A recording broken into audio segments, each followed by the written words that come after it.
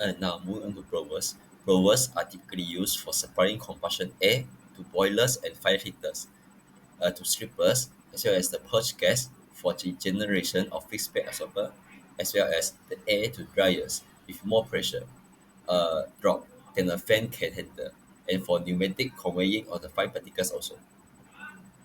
So in general, there are two types of blower, centrifugal blower and straight root blower. The centrifugal blower, in overall, operates at higher speeds and exert such pressure than of straight root blower. They also generate high conversion ratio up to 2, while the straight root blower only apply for the conversion ratio 1.2 and 1.3. For the inlet cubic feet per minute, the centrifugal blower has higher value than standard blower, as well as the mechanical efficiency, where the centrifugal blower around 70 to 80%, whereas the standard blower only 50 to 70%. In terms of the air flowing mode, centrifugal blower will ensure smooth flow all the way the process, while the straight root blower will generate a pulsing flow.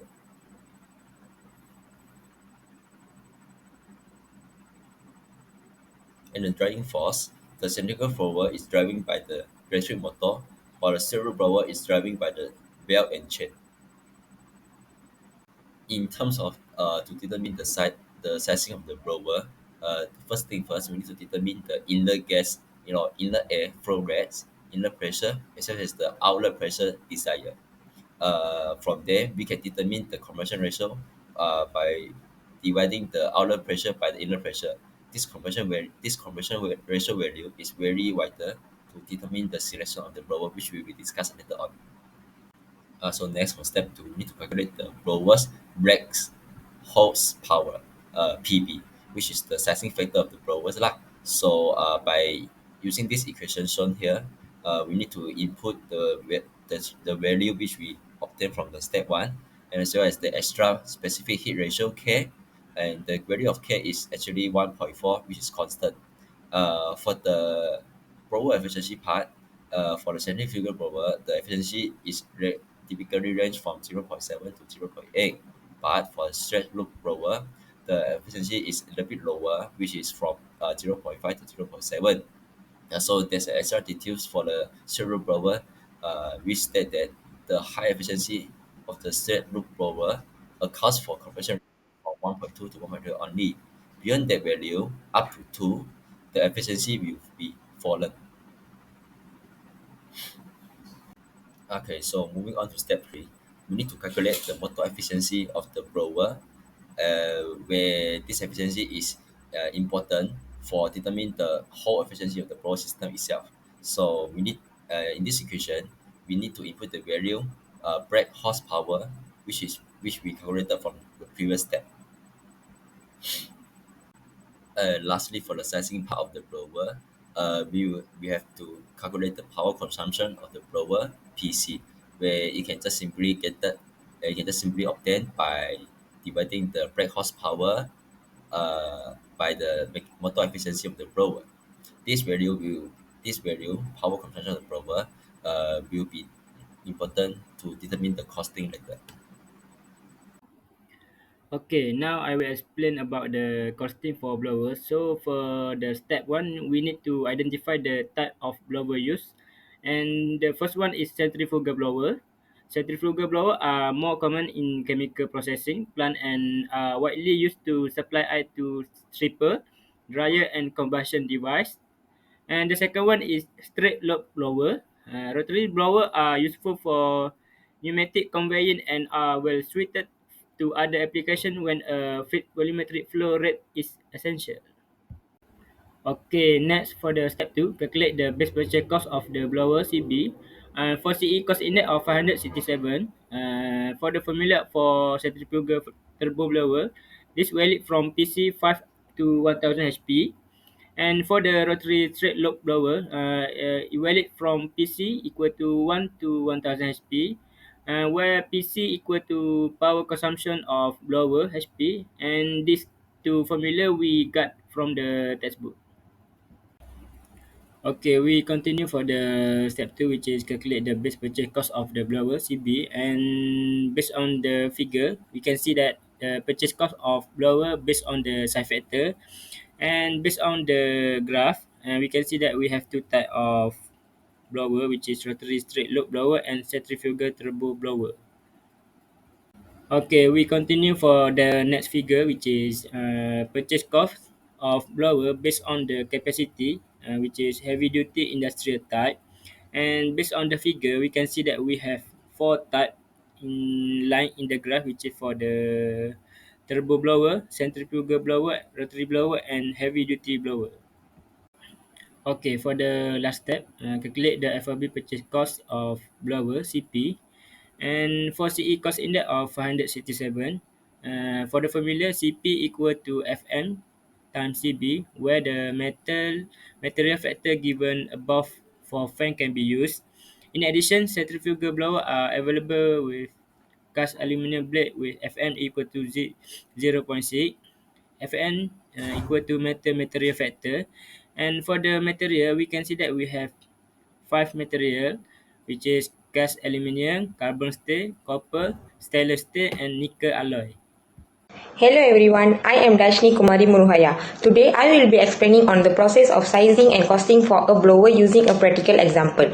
We will be analyzing a blower operating within designed inlet and outlet stream pressure featuring a feed volumetric flow rate of 386.75 feet cube per minute and a mechanical efficiency of 0.7. Additionally, we will take into account that the blower blades are crafted from cast aluminium, which carries a material factor of 0.6. Through this example, we will anticipate steps involved in effectively sizing and costing a blower for optimal performance and cost efficiency.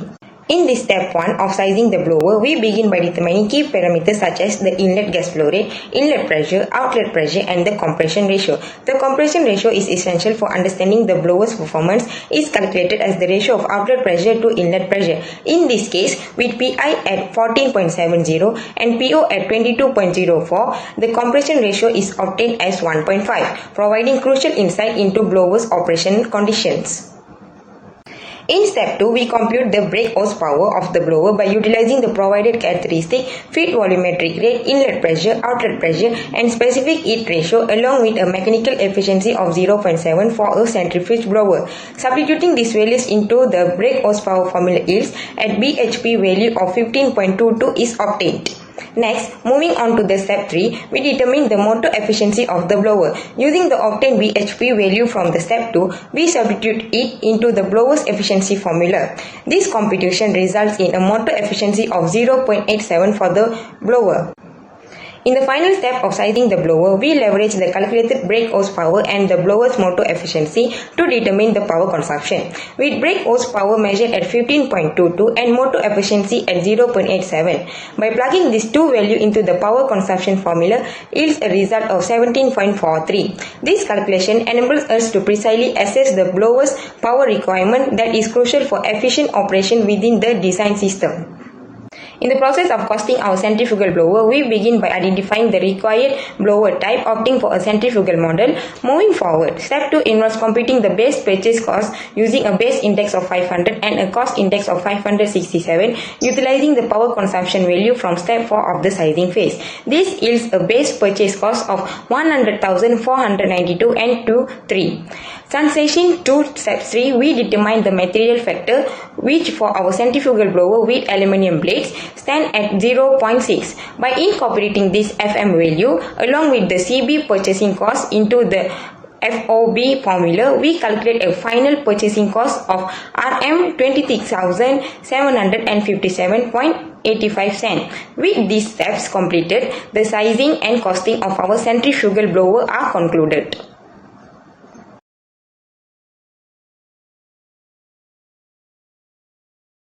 Hi everyone, next I will be discussing about the compressor. So a compressor is an equipment used to increase the velocity or the pressure of a gases. Similar to fan and blower, but it's operate at higher discharge pressure or compression ratio. The presence of liquid inside the compressor can damage the blades, which will eventually increase the maintenance cost. There are three main methods used to move a gas, which are the centrifugal force, displacement, and also transfer of momentum. If the exit pressure higher than 190 degrees Celsius, a multi-stage compressor with an intercooler must be employed based on heuristic 36. There are two main types of compressor, which are the positive displacement compressor and also the dynamic compressor. For positive displacement compressor, it's operated by trapping a specific amount of volume of gases and forcing it into smaller volume. The example of designs are the reciprocating and also rotary compressor. Second, the dynamic compressor operates by accelerating the gases and converting energy to pressure. The example of designs are the centrifugal and axial compressor. First, we will be discussing on the positive displacement compressor under the rotary design. So it's compressed gas with loops, screw and vanes into smaller volumes, and it operates at constant volume with variables head and not affected by gas characteristic. Below shows two examples of a rotary design compressor. The first one is a rotary screw, which use rotary movement to compress the air with the presence of a set of male and female rotors, while the other one is called a loop compressor, which it's designed with two kidney bean shaped impeller to trap gases which move in opposite direction, and it's limited to low capacity and low heads. Next is the reciprocating designs, which is another subcategories under the positive displacement compressor. It uses piston with either single or double action, and the compression ratio of single stages, which is within a range of 2.5 to 6, are limited to discharge temperature of 400 degrees Fahrenheit. If higher compression ratio are needed, multi-stages reciprocating compressor with the installation of intercooler can be used. And the following videos will show you about how reciprocating compressors operates. A reciprocating compressor compresses refrigerant vapor in a cylinder using a piston. In a way, reciprocating compressors are like automobile engines. The pistons are directly driven through a wrist pin and connecting rod from a crankshaft. Depending on their size, reciprocating compressors may have one or more cylinders. Multiple cylinders may be arranged in line, opposed, or in a V. In each cylinder, reciprocating compressors have both a suction valve and a discharge valve. These valves give the compressor its ability to pump refrigerant vapor against a pressure difference. They're usually located in the head of the cylinder, in passages connected to the high or low pressure side of the system. Let's follow the compression process in a single-cylinder reciprocating compressor during one complete revolution of the crankshaft. Starting with the piston at the top of its stroke, or at top dead center, the piston begins to move downward as the crankshaft rotates. Because both valves are closed, the downward moving piston reduces the pressure in the cylinder. As the pressure in the cylinder falls below the low side pressure in the suction line, the pressure difference opens the suction valve, letting refrigerant vapor flow into the cylinder. The piston continues down and pulls in more vapor until the cylinder is filled with low pressure vapor at the bottom of its stroke. Once past bottom dead center, the piston begins its upward stroke. The suction valve closes. As the piston moves up, it reduces the volume of the space in the cylinder, increasing the pressure of the vapor. When the pressure in the cylinder exceeds the high side pressure in the discharge line, the pressure difference pushes the discharge valve open, letting the compressed vapor flow out of the cylinder. This continues until the piston reaches the top of its stroke, and most of the compressed vapor has been expelled into the discharge line. When the piston begins its downward stroke, the discharge valve closes. The complete cycle then repeats during each revolution of the crankshaft. This is the mechanical positive displacement vapor compression cycle using a reciprocating compressor. Okay, moving on. Now let us look at Next, centrifugal compressor is a subcategory that under the dynamic compressor. It used to increase the pressure of a gases by converting its kinetic energy into potential energy. For single-stage dynamic centrifugal compressor, it's compressed gas only once and it's used for high gas flow rate and low discharge pressure. While for multi-stage centrifugal compressor, it discharges gas from one stage and pass to suction of another stage. And it used for high gas flow rates and also high discharge pressure. And the following video will show you on how a centrifugal compressor works. Let's examine the centrifugal compressor, which uses non-positive displacement vapor compression for compressing large amounts of refrigerant and are typically used in very large capacity cooling systems. A centrifugal compressor has three basic components: an impeller, a diffuser, and a volute casing. Large capacity centrifugal compressors may have two or more impellers or stages in the same casing. Centrifugal compressors are usually driven by hermetic electric motors. However, open drive centrifugal compressors are also available for applications using steam turbine, gas turbine, or engine drives. The impeller is a rotating circular disc with curved blades that is driven at high speed by the electric motor. As the impeller rotates, it moves refrigerant vapor from the suction opening in its center to the outer edge using centrifugal force. The vapor enters the suction at a relatively low velocity and leaves the outer edge of the impeller at a high velocity. This means that the impeller transfers its rotational energy to the vapor, but high velocity does not relate to high static pressure. To achieve the desired pressure increase, or compression, the vapor must be slowed down, converting its velocity pressure to static pressure. That's where the diffuser comes in. As high velocity vapor moves radially outward through the diffuser, the flow area increases, slowing the vapor, and increasing the static pressure. Some centrifugal models have diffusers with vanes or pipes, which change flow direction and further slow the vapor. The volute-shaped casing collects the slow-moving, high-pressure vapor from around the diffuser and conveys it to the discharge connection of the compressor. Inlet guide vanes control a centrifugal compressor's capacity. These movable vanes are located in the suction opening. With vanes turned fully open, the compressor produces its full cooling capacity. As the vanes are closed, they reduce refrigerant flow through the compressor, reducing the capacity of the refrigeration cycle. In addition, capacity control in a centrifugal compressor can also be obtained by changing the rotating speed. Next, I will be discussing on the sizing of a compressor. So the first step is to determine the compressor flow rate by converting the mass flow rate into the volumetric flow rate in feet cube per minute. Next, the second step will be determine the type of compressor used based on the following information. So the sequence of picking the compressors are followed. The first one is the centrifugal, second will be a rotary screw, and third one will be the reciprocating compressor. Not only based on this sequence, there are the typical operating range that will be shown in the next slides that you can choose it based on the operating range. And these are the typical operating range based on three different types of compressor lah. So you may choose the types of compressor that you need based on the capacity, which is the flow rate. The third step is to calculate the brake horsepower using the following equation. So, but need to take note that the process simulation program are preferred to compute the theoretical and brake horsepower requirement. This is because the ideal gas law is usually not applicable for pressure above 2 atmosphere. So basically, usually the SRK equation will be applied. So the next step after calculating the brake horsepower, you can calculate the motor efficiency based on the following equation and the brake horsepower that you calculated. And by knowing the motor efficiency, you can calculate the power consumption by dividing the brake horsepower over the motor efficiency, and that's all for the sizing of a compressor. As for calculating the costing of compressor, there are two steps. Firstly, we need to calculate the base cost of the compressor. There are three commonly used compressors, which are centrifugal compressor, reciprocating compressor, and screw compressor. The compressor needs to be selected depends on the power consumption values obtained in sizing calculation. Based on that, we can determine the equation that need to be used for base cost calculation. Second step is to calculate the FOB purchase cost of the compressor using equation 16.35. Cp equals to Fd times Fm times Cb, where Fm is the material factor and Fd is the drive factor such as electric motor drive. Hi, my name is John. So now I will teach you guys on how to use the Excel for the calculating the sizings of the compressor.